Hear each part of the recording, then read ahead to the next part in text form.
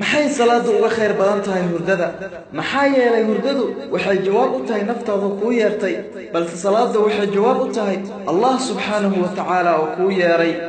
salaadu waxay ka khayr badan tahay hurdada maxaa yeelay hurdadu waa dhimasho salaaduna waa nolol waxay ka khayr badan tahay hurdada maxaa yeelay hurdadu waxay raaxo u tahay jirka salaaduna waxay raaxo u tahay ruuxda waxay ka khayr badan tahay hurdada maxaa yeelay mu'minka iyo gaalka hurdada way wadaagaan balse salaada mu'minka bis ayaa tukada dadka salaada subax tukada waa koox la waafajiyay khayrka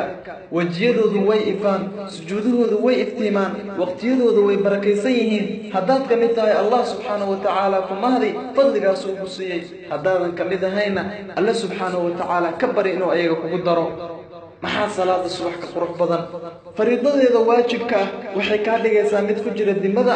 alle subhanahu wa ta'ala ayaa ku ilaalinaya sunnooyinkeeduna dunida iyo waxa dhex ahaadaba way ka khayr badan yihiin quraankeeduna waa mid mashhuud oo la xaadiro inna qur'aan al-fajr kana mashhuuda walaalkayga sharafta badanow walaashayda sharafta badanay ruuxi shay ku dul noolaado wuu ku dul dhintaa ruuxi shay ku dul dhintana waa lala soo bixiyaa haddaad muuqaalkan daawatay ajirkiisa aad heshay haddaba kaliga ha isku koobin dadka kale u gudbi maxaa yeelay waxaa laga yaabaa inaad ka hesho buuro ajir ah adigoo u niyeysanaya in ilaahay subxaanahu wa tacaala ku anfaco qof salaada subax dayacay bishaarayso walaalka tukadow salaada subax haddii aad gasho masjidka oo lagu tukanayo salaada subax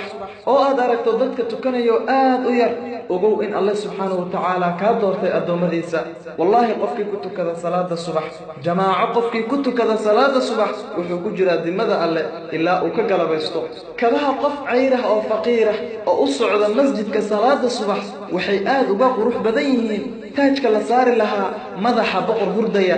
haddaad markaad rabtana iska hurdo markaad rabtana iska soo kacdo salaadahana aadan ilaalin muhiimadda aadan siinin weligaa murugo ayaad ku jiri doontaa maxaa yeelay salaada ayaan iyadu muhiim ku ahayn sida oo kale alle subhanahu wa ta'ala muhiim uma tihi oo mar waliba murugooyin iyo dhibaatooyin ayaad dhaxda kaga jiraysaa salaadu mar waliba waxaa lala xiriiriyey wanaaga iyo liibaanta u kaalaya liibaanta xaya cala alfalaah xaya cala alfalaah